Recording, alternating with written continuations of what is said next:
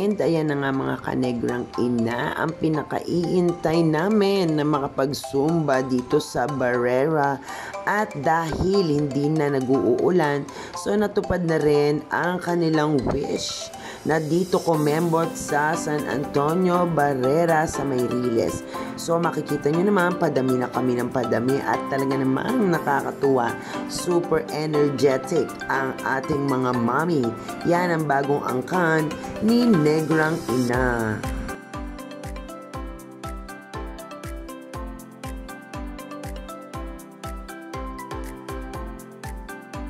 At kami nga po ay taus-pusong nagpapasalamat sa ating mga BPSO na talaga namang super assist.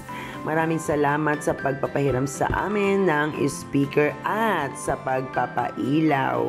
Maraming salamat at huwag sana kayong magsawa na mag-assist sa pasumba ni Negrang Ina. God bless you all.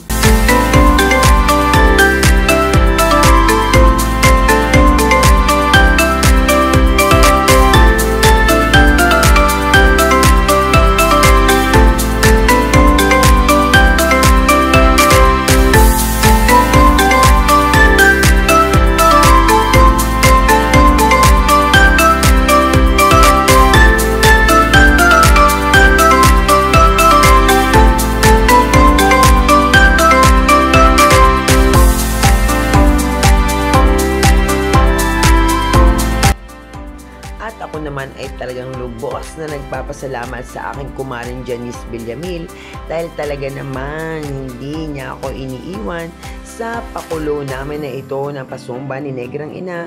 So maraming salamat sa iyo, Marcy.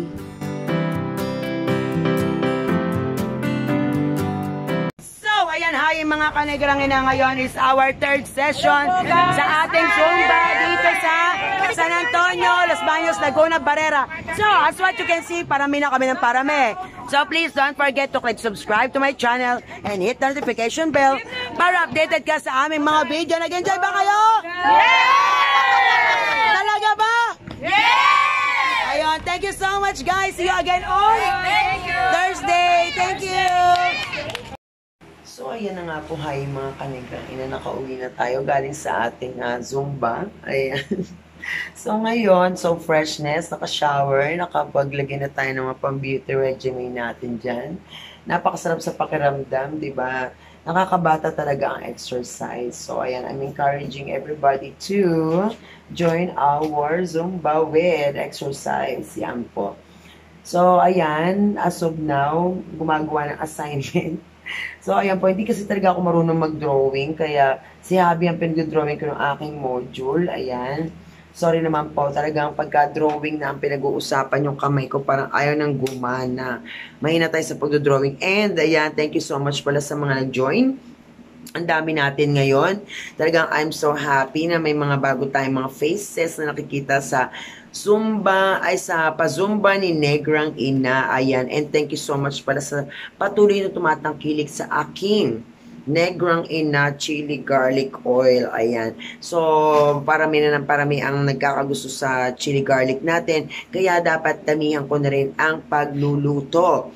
So, ayan, magbabalik kami ng Sariaya para mamili ulit ng sili one of these days. And abangan nyo. And abangan nyo rin ang part 4, final part ng aming Quezon Province Travel. Pero ngayon, ito muna, syempre ilalagay ko ito muna ng Zumba natin. And maraming salamat sa ating mababait na PPSO ng Barangay San Antonio na talaga namang support, diba, sa pag-a-assist. Maraming salamat po. So, wag po kayo magsawang mag-assist sa aming activity. Ayan. Tapos, thank you so much. Ayan. Diba, nagdo-drawing. Say hi muna. Ayan. Diba, seryoso. Parang module niyang ginagawa niya. So, guys, bukas may pasok ako sa ALS. Kaya talaga naman kailangan natin tapusin to. And, marami pa akong i-announce kasi upcoming ang ibang mga business ni Negrang Ina. Diba? Lalo ngayon magpapasko, guys. Diba? Talaga naman. And abangan nyo ang mga lugar na aming pupuntahan kung saan-saan. Diba? Pagka nagkaroon tayo ng time. Nakakalabas lang naman kami pagka talagang day off ni Habi. Yun. Kasi I'm available only Saturday and Sunday. Diba? Kasi wala tayong alaga. So, yun po. Kaya pagka ganito na wala akong labas, 'di ba? Dito muna tayo sa house mag-video. Ayan. So, maraming salamat ulit sa mga nag-join and maraming salamat dyan kay Happy na talaga namang support magkuha ng video sa amin at sobrang happy ako na nakita ang inyong katawan. Huwag mag-alala, 'di ba? Bukas sundutan niyo yan ng exercise. Andyan may isi-send pala ako na exercise sa sa GC namin kasi para naman may pang follow up doon sa pananakit ng kanilang mga katawan, and I'm so happy talaga, sobrang indak talaga ako, para pa akong bitin na bitin, di ba?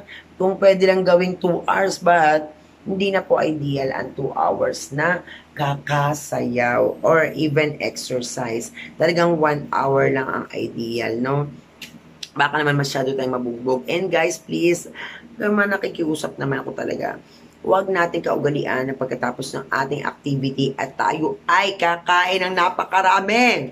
'Di ba? Remember, matutulog na lang tayo. Yung metabolism natin, hindi na siya ganoon gagana ng maayos kasi nga matutulog na tayo eh. 'Di ba? Paano pa niya matutunaw yung Manila Fanga natin? So, tinuruan ko kayo kung anong gagawin, anong kakainin, and drink a lot of water. Drink 3 to 4 liters of water a day. At ang tubig ay nakakapayat yan, ay hindi nakakataba kasi everything we take has calorie except water. Kahit yan pa ay may yellow or malamig, hindi yan nakakataba, guys. Trust me, I'm a wellness coach. Diyan ako pumayat sa kakatubig. Siyempre, yung proper diet natin, di ba? Marami pa ako ituturo sa inyo. So, I will pray. Talaga naman, nauutal-utal ako. I'm going to say good night. God bless to all and see you again. Bye. Mwah!